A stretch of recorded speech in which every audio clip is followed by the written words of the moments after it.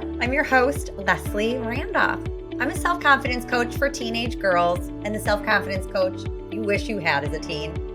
Honestly, I'm the self-confidence coach I wish I had as a teen because I know I could have saved myself and my mother a whole lot of heartache if I'd only known then what I know now. I hope to save you some of that suffering by sharing the lessons I learned late in life right here on Why Didn't They Tell Us? Welcome to the show. Welcome back to Why Didn't They Tell Us? So excited to be back in the room with you and so excited for today's show. And I say I am so excited every time I welcome you to the show, right? And you might think, if I'm so excited, which I genuinely am, why am I not on the microphone every week? Shoot, every day. This truly becomes like a highlight every time I get to do it. So why aren't I doing it more often? Well, here's my honest coach confession. This year, more than ever, I've struggled with creating balance and preventing burnout. Most days, honestly, if you look at my calendar, they are packed with to-dos. And so lucky for me, work that I love to do and people that I love to do it with, and just people I love in my life, right? But somehow it feels both overwhelming and I hate to even say it, underwhelming at the same time. And I don't know if anyone can relate to that. This strange mix of emotions has me sometimes piling more on my plate to chase that spark that calls me to create and serve and love and say yes. And then at the same time, I wonder why I'm drowning. And then, of course, you can add a little guilt and maybe even a dash of imposter syndrome because I'm a coach and I should know better, right? I should know better. And we all know what happens when we should ourselves, right? Never feels good. It's not a very generous and loving way to live.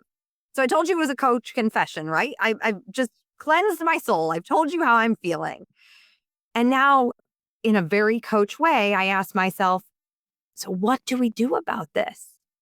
Well, today, I'm calling in reinforcements. I'm calling in reinforcements for me. I'm calling in reinforcements for you. Because if you can relate to any of the above, then you are going to be so grateful you tuned in today to hear what my amazing guest, Whitney Baker, has to say. Whitney is the founder of Electric Ideas, and she is a self-connection coach devoted to helping modern women, especially moms, reignite their inner spark by trading stress and soul-numbing routines for clarity, creativity, and a life that feels genuinely their own. Ooh, see, I want all of that. She is a certified meditation teacher and an experienced group facilitator, as well as the host of the globally ranked Electric Ideas podcast. And through all this amazing work, she has this gift for making soulful practices feel not just exciting and accessible, but doable. Oh, teach me your ways. Whitney, welcome to the show. Thank you. Thank you for sharing those true, authentic words. I'm so glad to be here and can't wait to talk about everything. Yeah, tell me what to do. But no, I'm so happy to have you here. Whitney, I think we need to start, though, with a vocabulary lesson because your podcast, your business, your brand is Electric Ideas. So how would you define an electric idea? An electric idea is that spark from within, that moment where we feel lit up with a new sense of possibility. And the reason my company came to me as Electric Ideas is because it was born out of my own journey of being very stuck in this murky middle, dissatisfied place. And I was so obsessed with my stuckness and so in my head about what's next or what I should be doing or what life is like supposed to look like that I was disconnected from my heart. And it wasn't until I really reconnected with myself that true ideas could flow through me. Yeah. And I would say I hear from a lot, not as many of the teens, but the teens that are still within us, the women that I have the privilege to coach, those words. I feel stuck. So many sessions I've had women come to me and say, I want to feel more joy. And I'm like, great. How do we do that? And it's like, I don't know. It's like we've forgotten. So how how do we, or we can start with you. How did you reignite that spark? What was that electric idea? How did you have that awakening for yourself? I wish that I could tell you this was a transformation that happened overnight, but that wouldn't be fair to your audience. So I just want to be clear that this is years of messy recalibration and it's a journey. There's no time when this work stops. And in some ways, I think that can give people this sense of peace. Like you get to always be on this recalibration of stepping towards your highest self. And you get to enjoy that. But I will say that after I was that person that wanted it all. I was working full time in a creative, demanding role in agency. I had two girls within 14 months, and I was, whoa, way far away from what I wanted to be as an employee, as a community member, as a friend, as a parent. And I knew something had to give. And just to collapse some timelines, I tried working 5 days. I tried working 4 days. I tried working 3 days. I thought that was gonna be the holy grail. Like, "Oh my god, I'm gonna have this air quotes balance," which we all know is kind of a myth. We can come back to that. And it was worse. I felt like I was doing a crap job at home because I had no boundaries and I was taking calls. And then I feel like I was getting all of the kind of like not exciting stuff at work. And finally, I had the courage to say, I'm burnt out. I need to quit. Like something just massively needs to stop. And I put a ton of pressure on myself. Leslie, I'm talking like the first week I quit my corporate job, I was applying for freelancing. I Oh, was so scared to take the pedal off the gas. And I've forgiven that version of me. Oh my God, I've forgiven her. But it took years of unwinding from that energy of going, going, going, going to realize, whoa, what is this even all for? Like, where am I racing to? So, one of my biggest ideas that had to shift for me was deeply tending to myself is actually the most generous act I can give to my family. When I'm giving from a place of exhaustion or lo and behold, you know, just shoulds, the energy is different. yeah.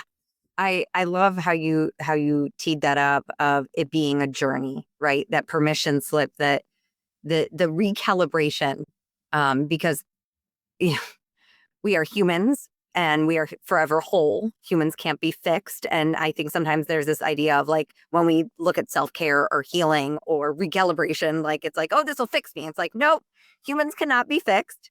They can be cared for and they can be loved and we can do that to ourselves. So I so appreciate the reminder that is a journey. I'll pull the curtain back for a moment. Before we even got on the air, Whitney and I were, of course, chatting.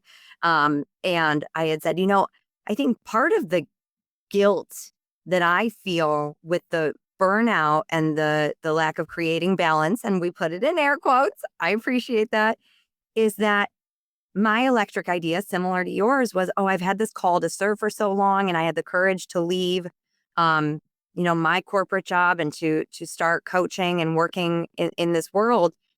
And it's like, wait, but I had my electric idea. I shouldn't ever feel burnt out or struggle with balance again. I hear it. I know it's not true, but also that reminder that the more we go, the more we grow. There's just more opportunities to do this work. Mm, absolutely. I think it's so common. I think you probably have had this moment where you're like, oh my gosh, how lucky am I that I get to wake up and do work that truly feels connected to my gifts? How lucky am I to wake up and feel on purpose? Amazing. But that doesn't mean that you don't still get to have your powerful no's because every single yes you say in any category of your life is a no to something else. Mm, yeah. Um, there might be some struggles with the nose for some of us. I think that goes back to them piling things on my plate because it's like, but I don't want to say no to all this. And I know that, yes, creating the boundaries. And it goes back to like you in that chapter of like, I've set the boundary 3 days a week, but here I am taking calls when I'm supposed to be, very intentionally at home or doing this. Yeah. Yeah. It's not easy, but I think boundaries are one of the most critical aspects of deep self-care and self-love a woman can ever experience. And from a practical perspective, one thing that I talk to my clients about is before you say yes to something, even if it's an exciting yes, because we're talented and many of us have had to push pause or slow down or find a way to integrate our dreams in a way that fits our families. So when we start getting these like exciting, wild invitations, it feels good and it should. That's normal. I think we have to trust that that valve's open and those invitations will be there forever now. We've opened up that possibility, right? One thing that I've learned is overwhelmed to me is when I literally have less time compared to the stuff I'm trying to do. Mm. So before you say it's like for your type A'ers that like want to be like, no, literally, like, how do I do this? My one of the things that has helped my clients is okay. First of all, when you do some of this interconnection work that I highly encouraged, we're not taught to connect with ourselves, but when we really get clear on what's important to us in any chapter of our lives, if you're saying, right now it's really important for me to be creative, if it's really important for me to like feel healthy in my body, because we all know that, it's hard to contribute if we're like not feeling good. Those things need to have tangible time on your calendar.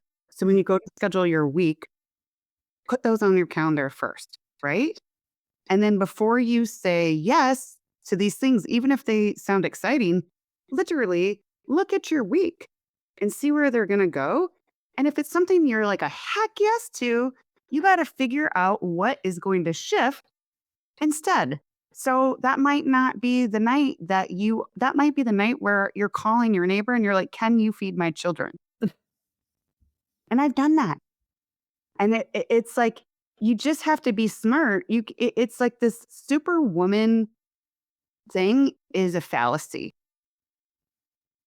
So either you say a hell yes, and then you figure out what else is going to give, and you choose to be intentionally out of balance in one area of your life,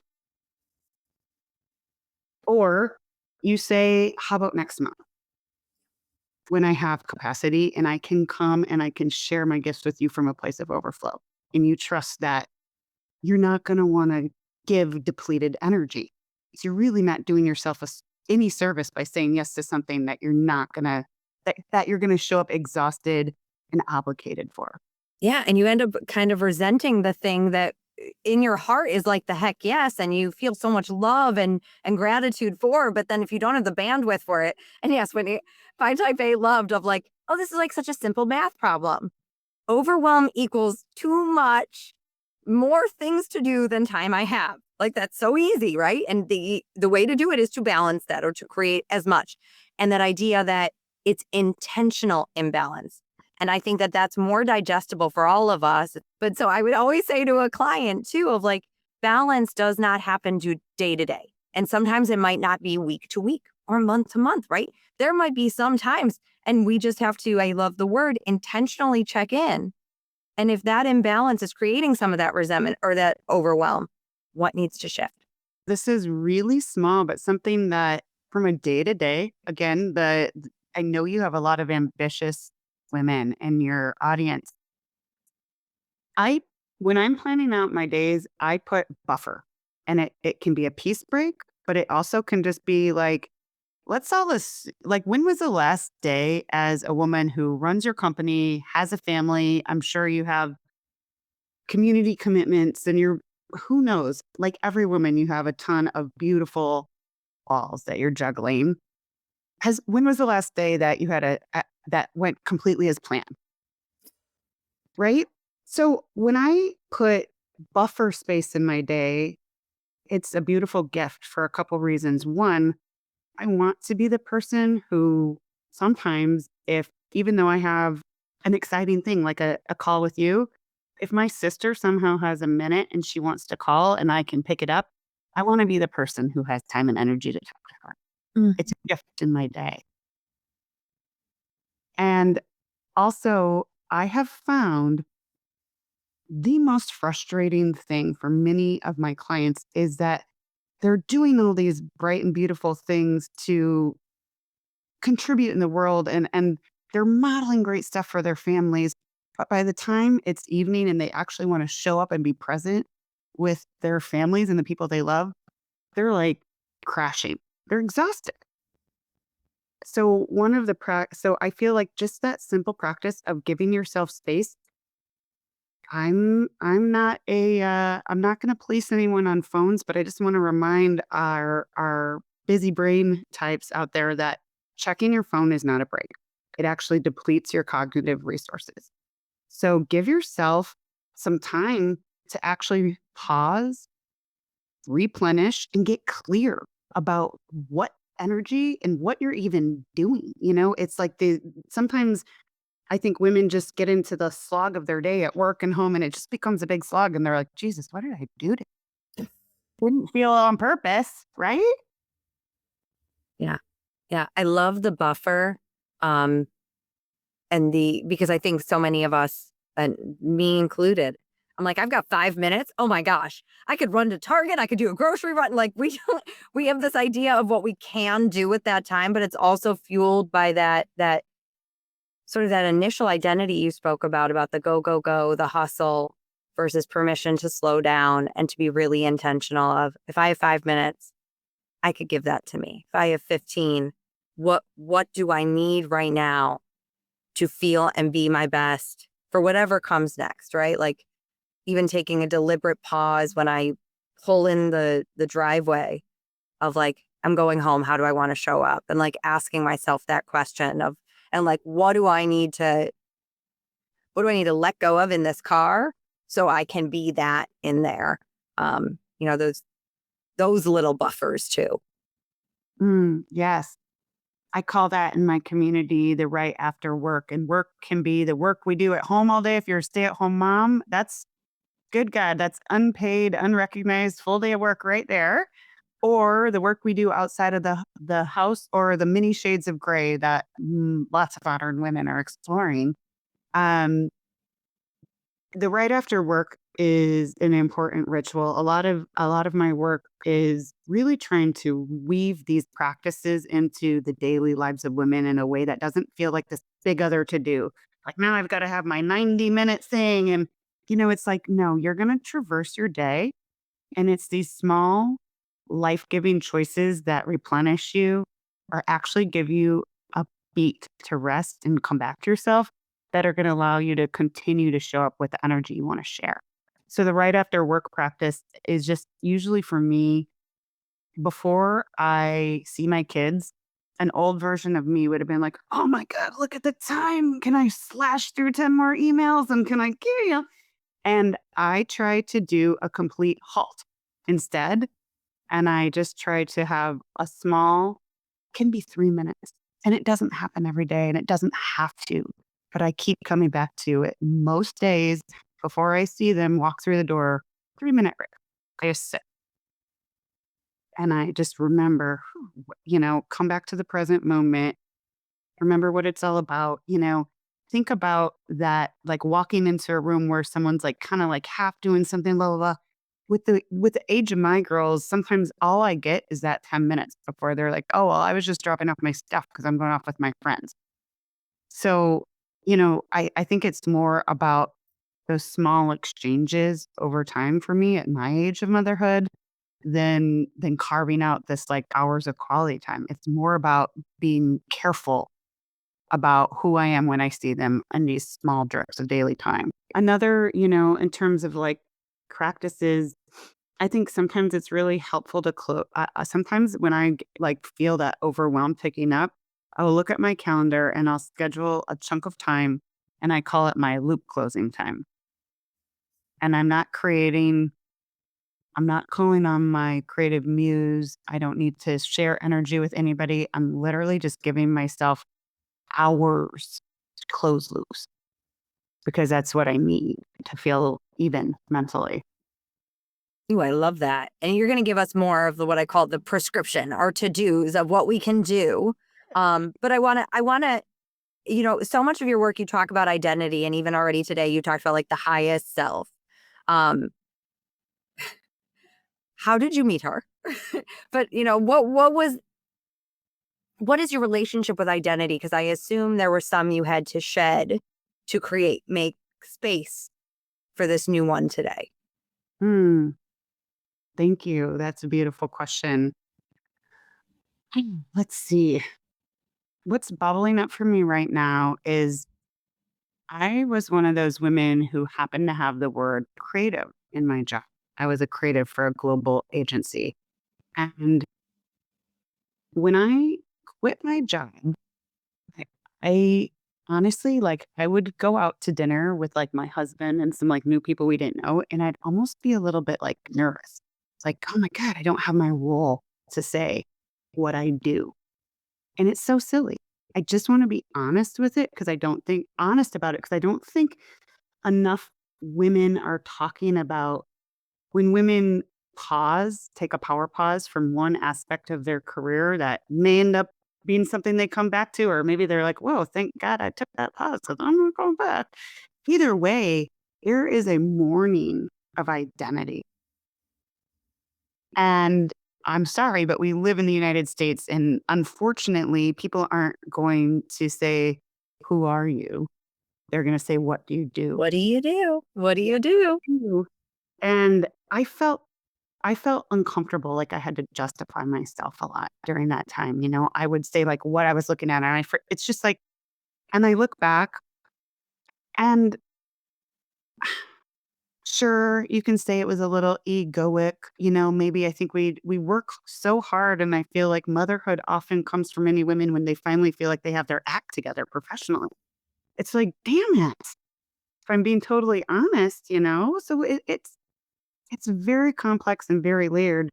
But through my self connection work, I now realize I am a creative person and I don't need any external title or factors for me to be that. I know myself and my creativity might ebb and flow with how I choose to share that gift with the world. It might be my ability to make up little games with my kids to keep them happy when the food's running late.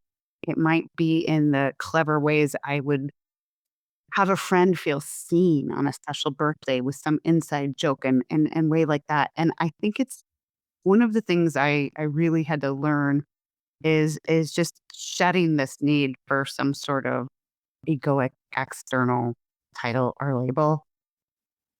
And just remembering that it's a constant invitation in life to return to my self connection and pray, to be honest, that I can be of service and share my gifts with the world. Mm. And whenever I'm feeling less than, I just return to that well. Oh, that's so beautiful. That's so and so relatable. I had my power pause was and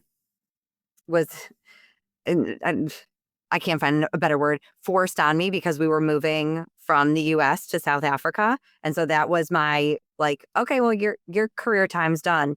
And you just put so much words to it of like, I didn't know who I was without that job title. I had been a working woman and I was the mother or the daughter of a working woman and the granddaughter of like that was so closely tied to my worth that to not have that anymore, it felt very vulnerable and this confrontation of my not enoughness and to do that work and then to recognize like that is what I did. It is not who I am. So as we go into like that idea of the prescription, right? Give us our to-dos, our marching orders of how we can, soulfully care for ourselves. I wonder, I'm curious, is recognizing identity for self, right? Without the labels, without the job title, like coming into who am I? Is that a big part of that work? It's a big part of that work, but I think that that can be a loaded question. And part of the reason that I knew I wanted to do the work I'm doing in the world is because some of the self development and spiritual leaders I see out there have this very off putting, serious notion to them. And my thought is, I think it gets to be play. I think it gets to be light. And I think it's great to ask yourself the big questions, and please do. But if you're somebody who is not in the habit of carving out time for practices like meditation or journaling or practices that maybe give you some structure to connect to yourself, sitting down and being like, who am I? Can feel very over. Right. Well, I think part of the prescription for me would be coming back to really, really getting curious about your energy. One of the tools I use with my almost all my clients off the bat, just to kind of get them in this beginning zone, is called an energy audit. And basically, it's just literally, I keep a note in my phone. I'm like, make it easy. Write down when you actually feel lit up, like energized, and then make some little notes of where you feel drained. And you will quickly realize that some of the things you do are on autopilot, right? And we get to be the authors of our own life. So I think starting with letting it be enough to follow and repeat what feels good, and then paying attention to what's draining and asking yourself, do I have to do this? Maybe delegate it, get help, shift my perception of it, Yes. or Yeah. just delete it. Yep. Yep. So many, and I love that. There's so many options, right? And that comes back so much to the work that I do as well, of like, we, we can we can change the thing. We can change the way we think about the thing. We could just never do the thing again. Or, and I know that this is a big one of yours, Whitney, or we can ask for help. We can delegate it, right? So is there someone else that can do the thing for me so that I can protect my energy and still get the thing done? If the thing needs to get done, beautiful. But yeah, I never discount that, um, that idea of changing how I think about it. Because to your point too, of like, if I don't do that check-in before I walk in the door, I might feel drained when I'm at home with my kids. And it's not because I want to change my kids or I don't want to be there. It's because I'm not thinking about it. I might be actually thinking about the to-dos that I left undone. But if I change my perception of how lucky am I to get this time with them, it's going to feel real different. Oh yeah. Oh yeah. I mean, I like to keep it real. I feel like we are all women. I want to acknowledge too, we're living in kind of the wild west of information overload, right? And so sometimes when I'm on like email 7 about my daughter's field trip tomorrow, I'm like, yeah, I got the memo, or I'm intentionally dropping a ball. But when we were growing up, our parents got like a slip of paper. It wasn't, we are figuring out the right amount of bombarded, and my clients are bombarded. They have way too many inputs, and they're learning to cull. And I think that we need tools. It doesn't just happen. So we're going to do an energy audit. That's one of our tools. Okay. So simple, right? Like what lights me up? What drains me? What do I do with the part that drains me? How do I make more of what lights me up in my day to day? What else? What else? That's actually a simple mindfulness practice too, because when you take the time to make a note of something you're appreciating, it appreciates, right? So we talked about the making sure you're getting clear on what's important to you right now. And we talked about the peace buffers. I just want to give this permission slip for that. Sometimes women need to hear that if your work, and it doesn't need to be paid, like whatever, if your creativity, your work, something outside of your family is what's pinging you right now, you can give yourself that permission slip to let that be what shows up on your calendar more sometimes. Yep. And know that you are making that choice and that your family is watching you follow your passion. And that's important too. And I think that can kind of hold some women back, you know?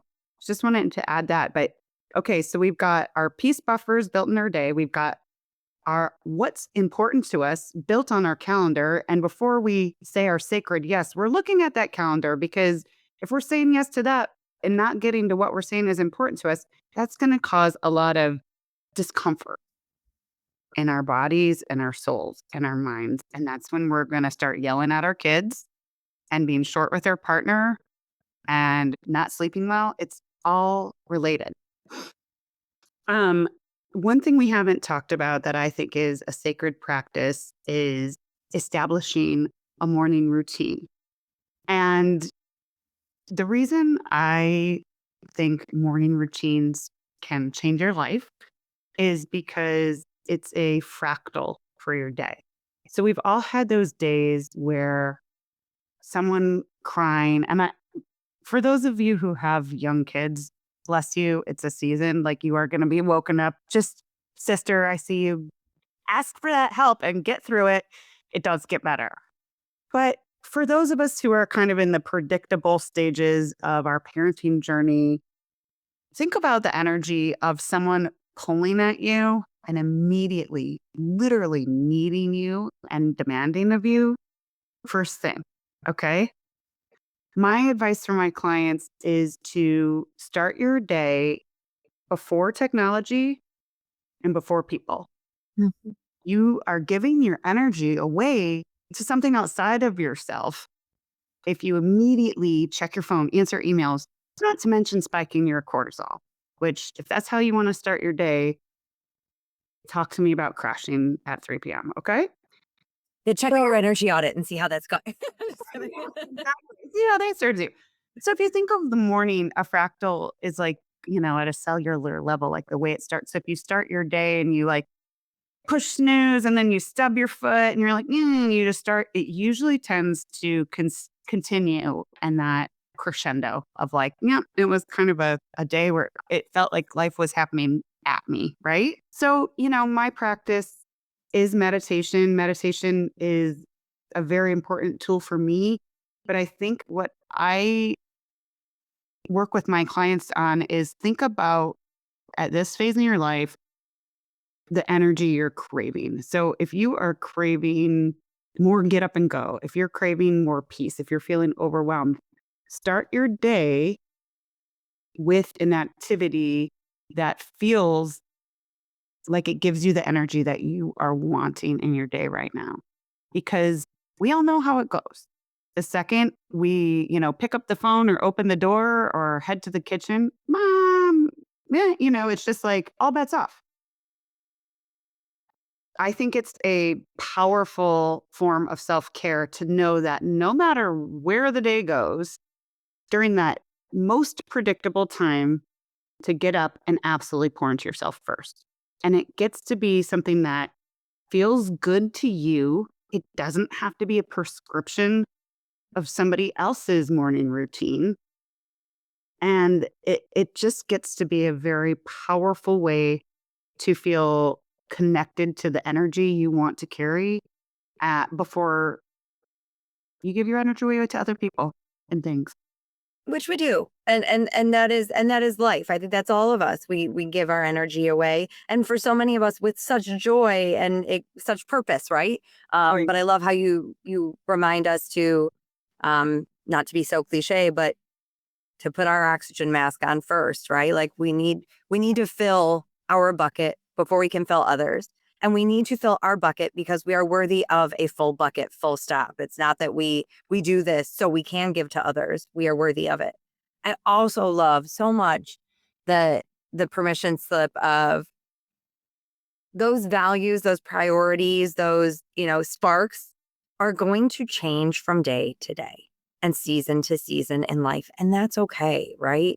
And we need to be willing to say, this is what matters to me right now, and to go after it with intention and to minimize any guilt or shoulds that come up.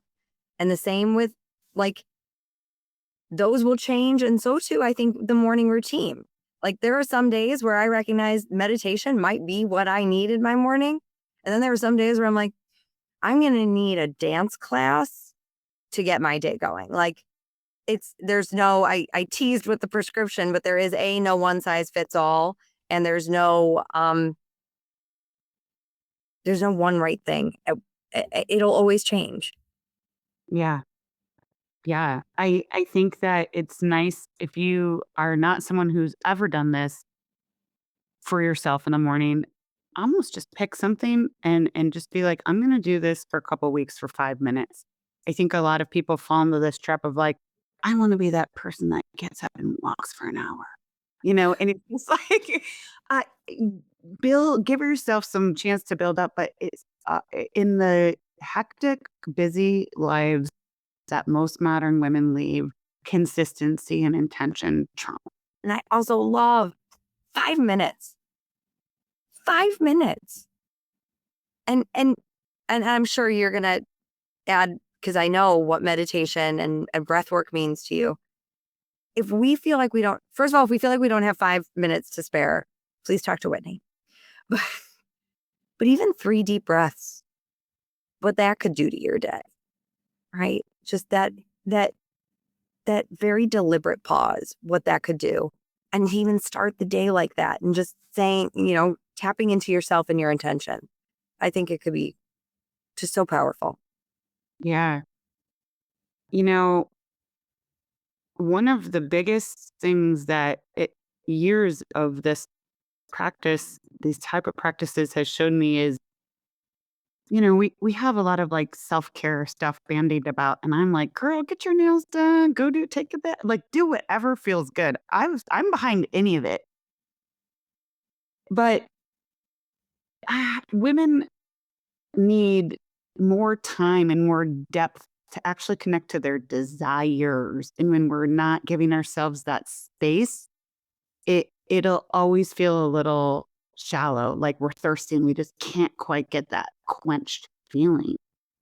And taking care of ourselves is always a great idea. And I don't think anyone will argue about that. But it's a huge shift when I realize it actually creates more time in my life.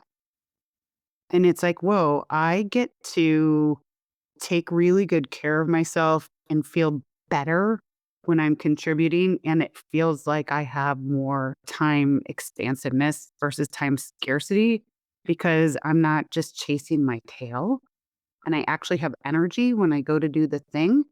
And this is not every day. I'm not trying to put myself on a pedestal. There's days where I'm just like, crap, the most productive thing I can do is take a nap, please. But it's a big shift when it goes from like, yeah, like a lot of women are like, I know I should be taking care of myself. And then they're just like rat racing it. It's like, if you're trying to be more, I don't even like the word productive anymore, but I will use it. If you're trying to be more productive, a deeply cared for woman, think about the work she can do versus the woman who's coming to you with table scraps of energy. And I want that for more women. You and me both. And I feel it just having this conversation with you. Like, this conversation feels like a big deep breath. Now, your words painted this picture of like thinking of a car that has hardly any gas, like, and it's puttering to go, versus a well-fueled vehicle that can go and it's not huffing and puffing. And this is, if we even go full circle here, this is a journey. And because we are humans who are whole and don't need to be fixed, that also just by nature makes us perfectly imperfect, which means some days are going to be so intentional and purpose driven. Some moments of some days will be, and some might just be, "Blah." And we are lovable through them all. And we can always just come back and try these beautiful suggestions and practices that Whitney offered. Tell my lovely listeners where they can find you and get more of you. I would love to connect and hear from any of your listeners. From a social media perspective, I'm on Instagram the most. You can find me at @WhitneyWoman. If you're curious about learning more about my work and getting more of these tools, you can catch me on the Electric Ideas podcast, wherever you stream. And then my website is myelectricideas.com. And she's got so much goodness. I feel like we just like kind of touch the surface, but that will leave you wanting more. My friends, why didn't they tell us that balance is a day-to-day, season-to-season, week-to-week practice? And some days you might be out of balance, and that's okay. Why do they tell us that taking care of ourselves is the ultimate act of self-love? And it can be fun and joyful and playful as you do it. My friends, till next time. Love what you hear? Well, I'd love to hear from you. You can find me at confidencecoachforgirls.com. That's confidencecoachforgirls.com. Or email me at lesliethelifecoach@gmail.com. That's lesliethelifecoach@gmail.com. Hope to hear from you.